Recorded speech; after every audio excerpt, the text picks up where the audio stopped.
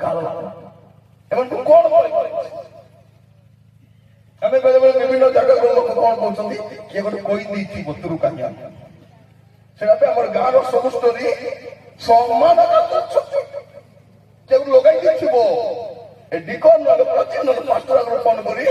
କିଏ ଫୋନ କରିନାହାନ୍ତି ପ୍ରଭୁ ତ ପଠାଇଛନ୍ତି କହ ବୋଲି କରି ପ୍ରଭୁ ପଠାଇଛନ୍ତି କହିପାରିବା ଦୁର୍ଭାଗ୍ୟ କଣ ପ୍ରିୟ ମାନେ ଆମମାନଙ୍କୁ କାଳ ଜାଣି ପରିବେଶର ଭାଗ୍ୟ ପରିବେଶନ କରିବା ସେବକ ମାନେ ଦରକାର ଅଛି। ଆଜି ମଣ୍ଡଳୀର এই ଦୁର୍ଗତିର କାରଣ କଣ ଆମର ବିଶ୍ୱାସ ମାନଙ୍କ ଦୁର୍ଗତିର କାରଣ କଣ ଆଜି ଆମେ ତ ସମସ୍ୟା ଦେଇ କାହିଁକି ଗତି କରୁଛୁ ଯେ ଆମକୁ କାଳ ଜାଣି ପରମେଶ୍ୱରକୁ ବାକ୍ୟ ଦେବା ସେବକ ମାନେ